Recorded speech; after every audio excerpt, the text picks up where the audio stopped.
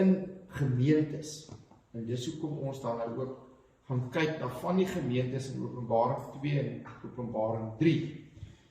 Kom ons lees saam uit Openbaring hoofstuk 1. Ek wil vanaand net probeer stil staan by hierdie belangrike saak dat die openbaring wat gegee is aan Johannes is woorde van God wat gesag het waarna ons moet luister, al is dit 2000 jaar gelede gegee.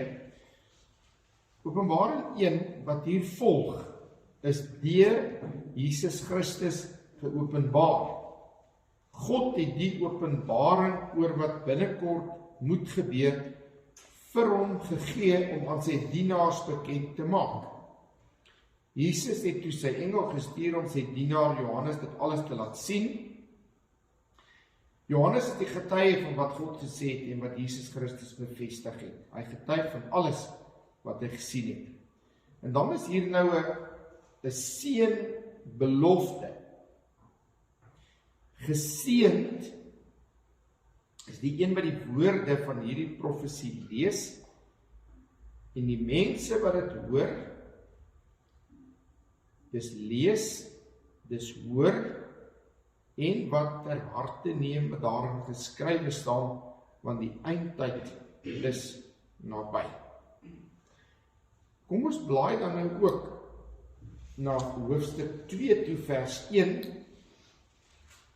As u nou Openbaring 2 en Openbaring 3 gaan lees, sal jy sien, elke keer begin die aanhef van die onderskeie briewe aan die gemeentes met dieselfde woorde. Skrywe aan die leraar van die gemeente in Efese.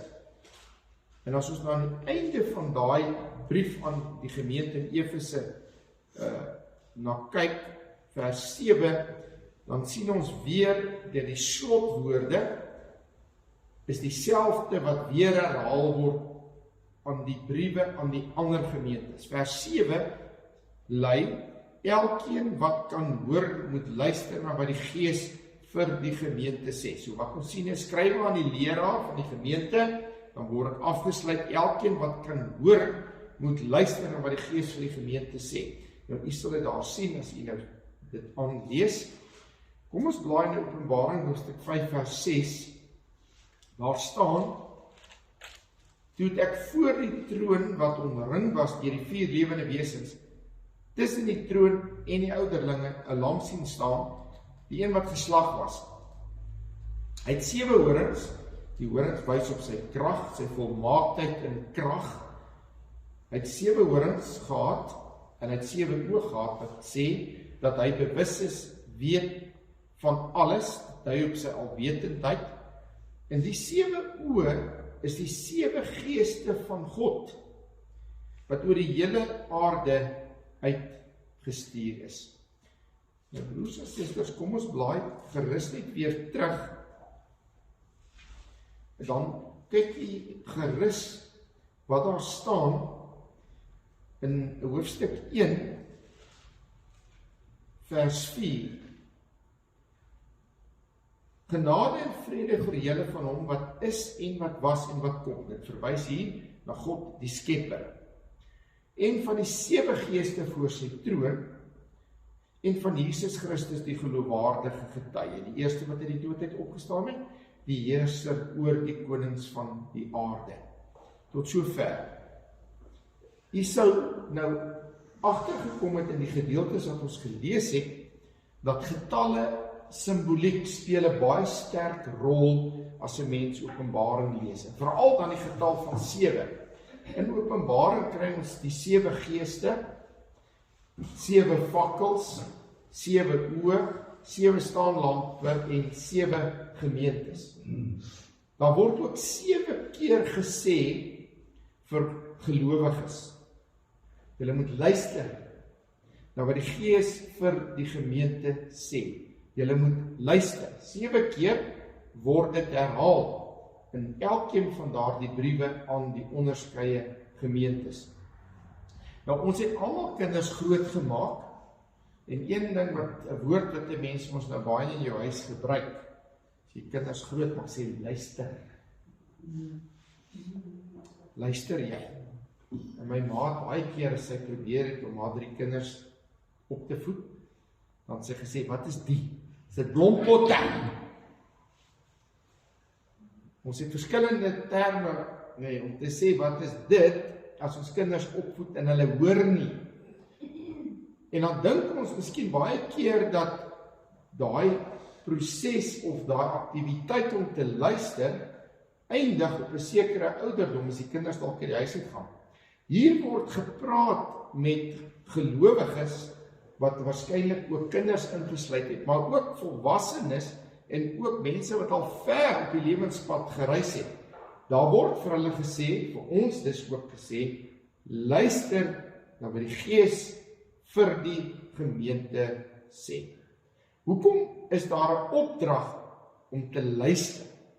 Want vanuit luister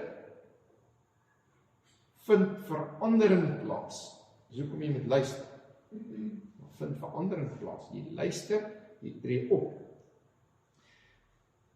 Die Here kan sê, wat is die defekte in 'n onderskeie gemeente? Hy kan dit sê, want Openbaring sê vir ons, die Gees van God word omskryf met 7 geeste. Nou 7 geeste beteken nie 7 aparte entiteite nie. Al wat die 7 maar net wil sê is, God se volheid woon in God se gemeente. Die volheid van God is ook in Jesus Christus. Want Jesus Christus het 7 oë om daai beeldspraak te gebruik. Hy weet in elk geval alles. Nou as 'n mens nou Openbaring 3 vers 15 toe blaai, staan daar dat die Here sê, ek weet alles wat julle doen. Dis die praktiese van die 7 geeste. Dis 'n verstaan. Ek weet alles wat julle doen. En nou kom die Here na hierdie onderskeie gemeentes toe met 'n boodskap. Omdat hy alles weet wat gebeur. En hoe openbaar die Here sy wil aan sy gemeentes, daai 7 gemeentes waarvan ons in Openbaring 2 en 3 van lees. Hoe dit gebeur? Johannes die apostel sê, ek was op die eiland Patmos, omdat ek getrou was aan die boodskap van Jesus Christus. En op die dag van die Here is ek deur die Gees meegevoer en het ek hierdie openbaring gekry. God het die openbaring gegee vir Jesus. Jesus het dit vir die engel gegee. Die engel het dit vir Johannes gegee. Johannes skryf dit op. Daai brief van hom wat hy opgeskryf het, dit gaan na die leraars toe van die gemeente. Die leraars moes dit lees vir die gemeente. So dis hoe dit geloop het. Met ander woorde, die wil van God is op skrif gestel en gegee vir die dominee van daardie onderskeie gemeentes. Nou het ek nou 'n bietjie gewonder. As ek nou en ons in die gemeente van Sardes was. As 'n mens nou lees wat mense gesê het oor die gemeente van Sardes. Sardes was 'n baie voortreffelike gemeente gewees. Die mense het gepraat van Sardes en gesê, weet jy, Sardes lewe. Dis 'n gemeente wat lewe. En as jy nou in daai gemeente was en jy's 'n lidmaat van Sardes, dan loop jy breëbors rond. Ja, ons lewe. Ons is bekend daarvoor dat ons lewe. En die dominee gaan nog meer breëbors rondloop, want hy's net dominee van 'n gemeente wat lewe. So lekker. En dan kom iemand nou daaraan wat 'n posman is. En hy sê, dominee, hier's nou vir jou 'n boodskap, hier's vir jou 'n briefie wat jy nou Sondag moet lees. Gaan 'n mooi CV wees, né? En hy maak die briefie oop. En die briefie begin as volg. Ek weet alles wat julle doen. Ek weet dat julle die naam het dat julle lewe. Dankie. Maar lees aan. Tog is julle dood. Wat julle doen vind ek nie goed genoeg vir die oë van my God nie.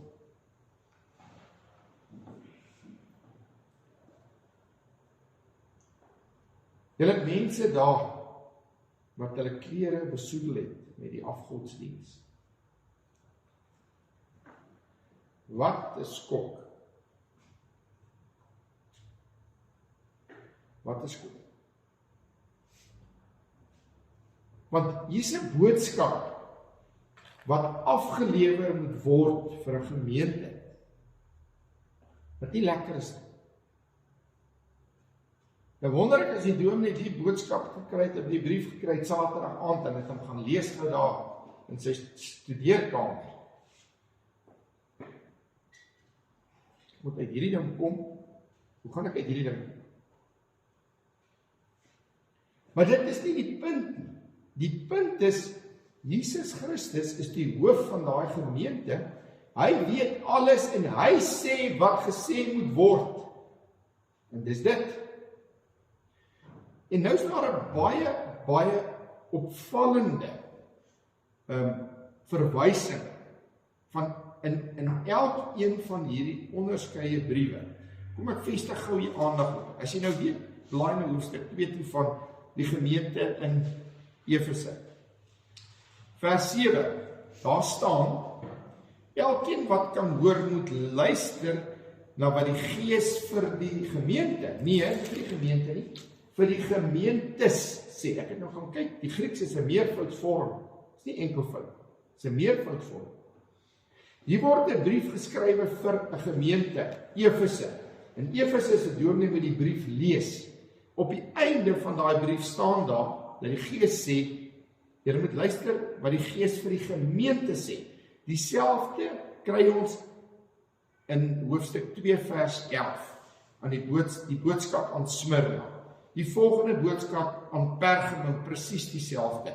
Die gemeentes, wat ons dus nou hier sien, is alhoewel hier onderskeie boodskappe gestuur is vir 'n spesifieke gemeente, is daai boodskappe na daai 7 gemeentes bedoel vir al die gemeentes. En ons verklaring oor dit is dat hier is boodskappe, 7 boodskappe gestuur aan gemeentes wat universeel van aard is, wat tydloos is. Dit geld vir die kerk van alle tye. Dis hoekom ons dit vandag lees, en as ons dit lees, dan moet ons vir onsself nie die vraag afvra,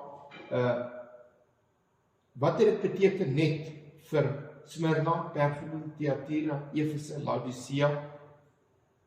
Ons moet ook vra, wat sê dit vir my? Wat sê dit vir ons? Want dit is universeel van toepassing op alle gemeentes vir alle tye. Nou gaan ons weer terug. By elkeen van hierdie briewe word daar gesê, jy moet luister. Jy moet luister. Ek moet luister. En wat gebeur as ek luister? Blaai nou weer terug na hoofstuk 1 vers 3 toe. As ek luister, dan geld die volgende. Geseënd is die een wat die woorde van hierdie profesie lees. Die mense wat dit hoor. Die mense wat dit ter harte neem of bewaar. As jy geseënd. Een vertaling praat van jy bewaar dit. Jy neem dit ter harte of jy hou vas daaraan. As ons na hoofstuk 22 vers 7 toe blaai, dan kom dieselfde refrein weer voor. Gelukkig is as jy vashou. Gelukkig is jy as jy vashou aan die woorde van hierdie profesie. Dis broers en susters, die maatstaf vir gelowig wees, die maatstaf vir 'n gemeente, is nie wat die koerante sê nie. Dis nie wat hierdie ene sê en daai een sê nie. En dit is goed om wel en daarna te luister. Die maatstaf, die hoogste norm in 'n gemeente, is wat sê die hoof van die kerk? Wat sê Jesus Christus? Wat sê hy wat die 7 geeste het? wat alles sien vir my, vir ons? Dis die vraag. Die vraag is, hou ek vas daaraan? Bewaar ek dit in my hart? Bewaar ek Jesus se woorde? Goed, ek sal nou môre aand aangaan en sekere tendense uit hierdie onderskeie briewe uitlig, wat as 'n mens dit lees en jy begryp dit, dan het niks verander oor die afgelope 2000 jaar. Dieselfde bedreigings wat die kerk van die Here bedreig het 2000 jaar terug, bedreig die kerk van die Here tot vandag toe.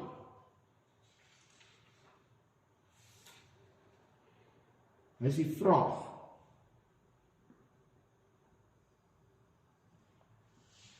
Hoe reageer ek? Hoe reageer ek as ek in Sardes was of in Sardes is? En ons het ons branding, as ek die term kan gebruik. Ons klein of fyn ons is baie klein en oud. En nou kry ek so 'n briefie wat vir my sê, mense kyk na julle en sê, julle is baie oulik. As die Here met die 7 oë kyk, dan sê ek vir julle, julle is dood. Is nie lekker om dit te hoor. Amen.